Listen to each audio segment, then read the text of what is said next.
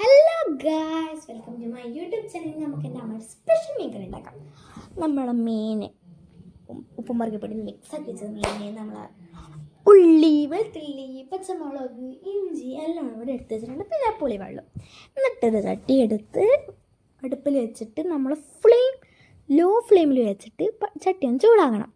എന്നിട്ട് ചട്ടി ഒന്ന് ചൂടായി വരുമ്പോഴത്തേക്ക് അതിലൂടെ നിങ്ങൾക്ക് ആവശ്യമുള്ള മല്ലിപ്പൊടി ചേർത്ത് കൊടുക്കാതെ നമ്മളിവിടെ ചേർക്കുന്നത് 2 സ്പൂൺ മല്ലിപ്പൊടിയാണ്.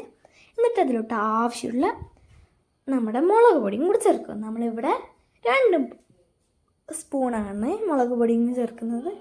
പിന്നെ മഞ്ഞൾപ്പൊടിയും 1 സ്പൂണാണ് ചേർക്കുന്നത്. നിങ്ങളെ ആവശ്യത്തിനനുസരിച്ച് ചേർക്കുക. എന്നിട്ട് അത് നന്നായി ഒന്ന് ഇളക്കി യോജിപ്പിക്കുക. എന്നിട്ട് അതിൻ്റെ ആ പച്ചമണം ഫുള്ളായിട്ട് മാറണം. അതായത് അതിൻ്റെ പച്ചമണം ഉണ്ടാവാനേ പാടില്ല. എന്നിട്ട് നന്നായി ഇളക്കി ആ പച്ചമണം മാറുന്ന വരെ ഒന്ന് ഇളക്കണേ.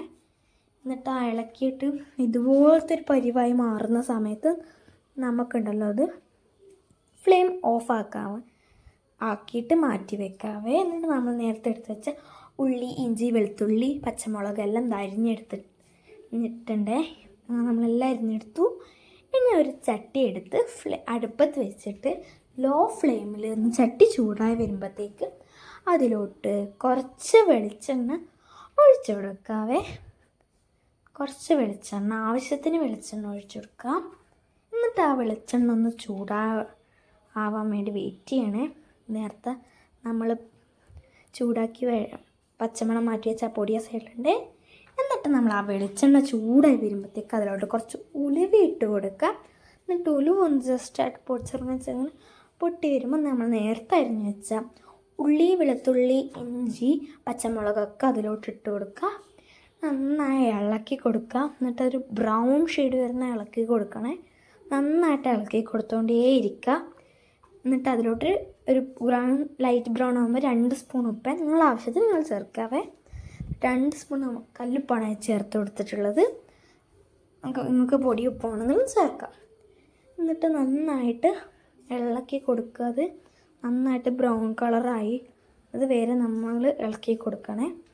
എന്നിട്ടൊരു ഏകദേശം ഇതുപോലെയുള്ള കളറാകുമ്പോഴത്തേക്ക് മൂടി കൊടുക്കാവേ. അടച്ചു കൊടുത്തിട്ടുണ്ട്. ഇനി കുറച്ച് നേരം വെയിറ്റ് ചെയ്യണം. എന്നിട്ട് അതൊന്ന് തുറന്ന് നോക്കുമ്പോൾ അതിൻ്റെ ഒരു പുകയൊക്കെ വരുന്നുണ്ട്. ജസ്റ്റ് ഒന്നും കൂടെ ഇളക്കി കൊടുത്ത ശേഷം നമ്മൾ നേരത്തെ എടുത്ത് വെച്ച പൊടികളല്ലോ ഇല്ലേ, ഇതിപ്പോൾ ഒരു ബ്രൗൺ കളറായില്ല. നേരത്തെ എടുത്ത് നല്ല ബ്രൗൺ കളറാവണേ. നമ്മൾ നേരത്തെ എടുത്ത് വെച്ച ആ പൊടികളുണ്ടല്ലോ അത് ഇതിലോട്ട് ചേർത്ത് കൊടുക്കണം. കണ്ടോ, ഈ പൊടി നമ്മൾ നേരത്തെ ചെയ്ത് വെച്ച പൊടി അതിലോട്ട് ചേർത്ത് കൊടുക്കുക. എന്നിട്ട് ആദ്യം നന്നായിട്ട് മിക്സ് ചെയ്ത് കൊടുക്കണേ. അത് നന്നായിട്ട് പിന്നെ ഇളക്കി കൊടുത്തുകൊണ്ടിരിക്കുക. നന്നായിട്ട് ഇളക്കാവേ.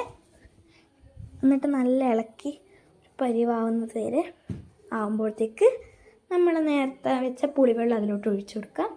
എന്നിട്ട് ഉണ്ടല്ലോ അതൊന്നും തിളക്കുന്നത് വരെ നമുക്കൊന്ന് അടച്ച് വെക്കാം. തുറക്കുമ്പോൾ നല്ല തിളവ് വന്നിട്ടുണ്ട്. പുകയാണ് കാണുന്നുണ്ടാവില്ല. അതിലോട്ട് കുറച്ച് നമ്മളെ മീനും കൂടെ ചേർത്ത് കൊടുക്കുക. നമ്മൾ അടിപൊളി മീൻകറി റെഡിയായി. കുരുമുളക് വേണ്ടവർ 2 സ്പൂൺ നമ്മളിവിടെ കുരുമുളക് ചേർത്ത് കൊടുക്കുന്നുണ്ട്. അപ്പോൾ ഇതാണ് നമ്മൾ അടിപൊളി ടേസ്റ്റി മീൻകറി.